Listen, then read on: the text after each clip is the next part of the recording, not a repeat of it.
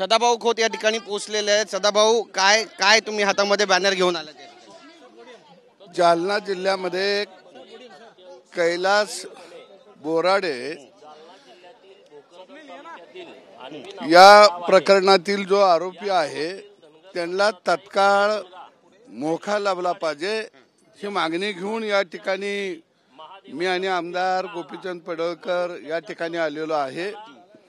निश्चितच एक धनगर समाजाचा मेंढपाळाचा पोरगा याला महादेवाच्या मंदिरामध्ये दर्शनला गेल्यानंतर अगदी तापलेले गज घेऊन त्याच्या अंगावरती मोठ्या प्रमाणामध्ये जखमा केलेल्या आहेत।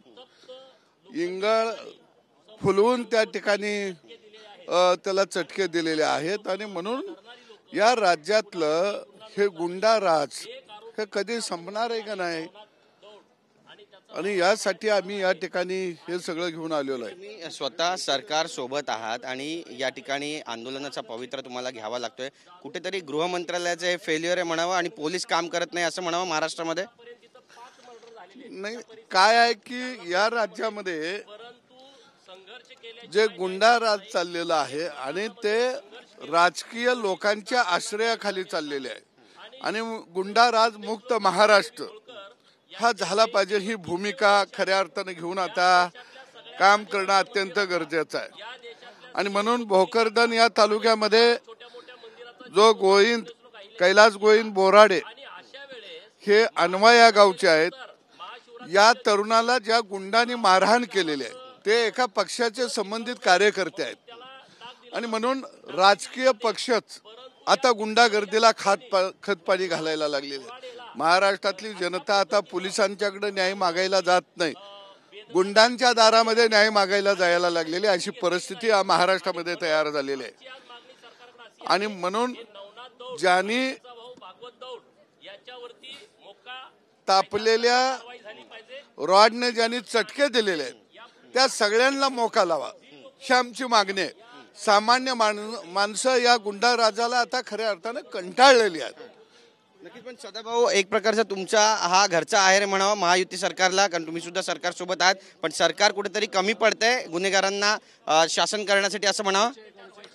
अरे, कैलास हा मेंढपाळाचा पोरगा, सर्वसामान्य कुटुंबातला पोरगा, पत्र्याच्या घरामध्ये राहणारा हा पोरगा महादेवाच्या दर्शनला गेल्यानंतर अगदी कट करून पूर्व नियोजित पद्धतीनं अगदी एका कायलेमध्ये इंगळ लाल भडक केले जातात आणि लोखंडाच्या गजानं त्याच्या अंगावरती वळ उठवले जातात गरम गरम आणि संडाच्या जागेवरती सुद्धा तो रॉड घातला जातो।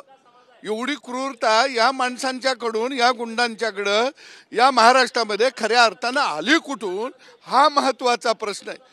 आणि सामान्य माणसानं जगायचं का नाही जगायचं हा प्रश्न आज सामान्य माणसाला खऱ्या अर्थानं पडलेला आहे। आणि म्हणून राजकीय छताखाली वाढत असलेले हे गुंड या महाराष्ट्रातून नेस्त नाबूद झाले पाहिजे। आणि आम्हाला आशा आहे की देवाच्या काठीला आवाज नाही, देवाभाऊनी हा महाराष्ट्राचा गुंडा राज मुक्त महाराष्ट्र करावा ही मागणी ही अर्धहाक महाराष्ट्रातल्या जनतेची आहे। नक्कीच, वाल्मिक कराड यांना शिक्षा झाली आपण पाहिलं आणि धनंजय मुंडे यांचा देखील राजीनामा झाला। या प्रकरणात देखील असेच काही वाल्मिक कराड आणि अशाच काही नेत्यांचा समावेश आहे असं म्हणावं? निश्चित या प्रकरणामध्ये जो कोण थोरला आका आहे त्या आकाला खऱ्या अर्थानं सरकारनं ताब्यात घेतलं पाहिजे। कारण हा जो नेमका कुणाकडे आहे ते सांगाल का? हा मेंढपाळाचा जो पोरगा आहे कैलास बोराडे याचं भांडण तरी काय होतं? काही गुंड त्याच्या अंगणातून घरासमोरच्या रस्त्यावरून त्या ठिकाणी पाईपलाईन काढत होते। तो म्हणत होता, अरे बाबांनो, रस्ता तोडू नका, उकरू नका। आणि त्या ठिकाणी तो आडवा झाला की बाबा का रस्ता खोदायला लागलाय, पाईपलाईन तुमची शेजारून न्या, शेताच्या शेजारनं न्या। आणि हा राग खऱ्या अर्थानं त्याला ज्यांनी मारहाण केली त्यांची नाव आहेत नवनाथ दौंड आणि इतर। परंतु त्यात असं पण लिहिलं की आका देवदर्शनात आहे, हा का नेमका कोण आहे? नाही, सोनू उर्फ भागवत सुदाम दौंड यानं त्याला अडवून त्या ठिकाणी या पद्धतीचं कृत्य केलेलं आहे. आता सोनूला एवढं धाडस आलं कुठून? हे आका सगळे देवदर्शनालाच जात असतात, कारण आका कपाळाला भस्म लावून गळ्यात माळा अडकून समाजाला साधू संतांचा अवतार हे आका अलीकडच्या काळामध्ये दाखवायला लागलेले आहेत. आणि म्हणून त्या ठिकाणी जो सोनू आहे आणि इतर जे काही लोक आहेत यांच्यावरती खऱ्या अर्थानं मोका लावणं अत्यंत गरजेचं आहे. तुम्ही आज मागणी करणार विधान परिषदेमध्ये? ही मागणी करू. दुसऱ्या बाजूला ज्याला मारहाण केली त्याला यांनी उलट वरनं दारू पाजली आणि ते म्हणले दारू प्यायला लागलेला आहे. अरे जे पोरग रात्र दिवस शेतामध्ये काबाड कष्ट करतं, सामान्य कुटुंबातलं पोरग सकाळ संध्याकाळ महादेवाच्या दर्शनाला येतं आणि तुम्ही म्हणता ते दारुडं होतं. अरे ते दारुडं होतं तर त्या ठिकाणी छोटी काईल, त्याच्यामध्ये लाल भडक झालेले इंगळ आणि रॉड हे आले कसे? म्हणजे हा पूर्व नियोजित कट होता हे आता त्यातून स्पष्ट होतं या. आणि म्हणून मला म्हणायचं आहे की यांना मोका लावला पाहिजे. विरोधी पक्ष हे मुद्दा उचलणार नाहीत, कारण तो उभाटाचा कार्यकर्ता आहे. आणि म्हणून खऱ्या अर्थानं या राज्यामध्ये कोणताही पक्ष असो, त्या पक्षाच्या अंतर्गत जर गुंडा राज चालला असेल तर ते ठेचून काढलं पाहिजे, ते मोडून काढलं पाहिजे.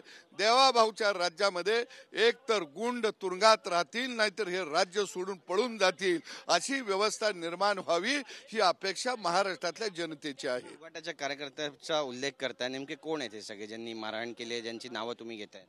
नाही, उभाटाचा तालुका अध्यक्ष जो आहे त्याचा भाव आहे नवनाथ दौंड, हा तालुका अध्यक्ष आहे आणि त्यांच्या भावाने हे कृत्य केलेलं आहे उभाटाच्या. आता ते म्हणत आहेत मी देवदर्शनाला गेलेलो होतो. अरे देवदानी माणूस आपल्या घरात जर ती संस्कृती सामान्य माणसाला दिलासा देणारी आणत नसेल तर देवाच्या दर्शनाला जाता कशाला? आणि म्हणून निश्चितपणानं जातीपातीच्या पलीकडे जाऊन खऱ्या अर्थानं या प्रकरणाकडे बघणं अत्यंत गरजेचं आहे. असे गावागावात आका राजकारणाच्या आश्रयाखाली वाढलेले आहेत, निर्माण झालेले आहेत. हे गावागावातले आका आता ठेचून काढावे लागतील. काल प्रकाश आंबेडकरांनी एक महत्त्वाची पत्रकार परिषद घेतली, यामध्ये त्यांनी धनंजय मुंडे यांच्याबाबत एक महत्त्वाचा खुलासा केलाय. ते म्हणतात की घटना जी घडली त्या घटनेच्या अर्धा तास पूर्वी त्यांना एक कॉल आला होता आणि हा कॉल नेमका कुणाचा होता असा संशय सुद्धा त्यांनी उपस्थित केलाय. हे प्रकरण किती गंभीर वाटतं तुम्हाला? नाही, मला असं वाटतं की संतोष देशमुख असेल किंवा आता या ठिकाणी जो प्रकार भोकरदन तालुक्यामध्ये जो घडलेला आहे कैलासचा, ही मानवतेला काळीमा फासणाऱ्या ह्या घटना आहेत. आणि राजकारणातल्या लोकांना आपल्याजवळ गुंड असले की आपण जहागीरदार झालो, आपण सरदार झालो, अशा भावना मनामध्ये अलीकडच्या काळामध्ये वाढायला लागलेल्या आहेत. आणि म्हणून मी पहिल्यापासून म्हणत आलेलो आहे की राजकीय आश्रयाखाली वाढत असलेली या महाराष्ट्रातली गुंडागर्दी देवाभाऊनी आता ठेचून काढावी ही मागणी महाराष्ट्रातल्या जनतेची आहे. देवाभाऊंनी आता सर्व आमदारांची पण बैठक घेतली, मंत्र्यांची बैठक घेतलेली आहे सागर बंगल्यावर. त्यांना सांगितलंय की कुठलीही अप्रिय घटना महाराष्ट्रात घडणार नाही, अशा पद्धतीचं कृत्य तुमच्याकडून घडता कामा नये. कसं पाहता याकडे? निश्चितपणानं देवाच्या काठीला आवाज नसतो तसं देवाभाऊची काठी ही आता चालायला लागलेली आहे. आणि सामान्य माणसाला गुंडागिर्दीतनं या गुंडाराजमधून मुक्त करावं ही भावना एक शेतकरी चळवळीतला कार्यकर्ता म्हणून मी व्यक्त करत आहे. बातचीत केल्याबद्दल. तर आपण पाहतो या ठिकाणी आता सदाभाऊ खोत आक्रमक झालेले आहेत, हातामध्ये भोकरदन तालुक्याचे बॅनर घेऊन ते या ठिकाणी पोहोचलेले आहेत. आणि संतोष देशमुख यांच्यासारख्याच घटना संपूर्ण महाराष्ट्रामध्ये घडतायत की काय असा प्रश्न या निमित्तानं आता उपस्थित होतोय. कॅमेरा पर्सन योगेश गुरवसह गिरीश गायकवाड, TV9 मराठी, मुंबई.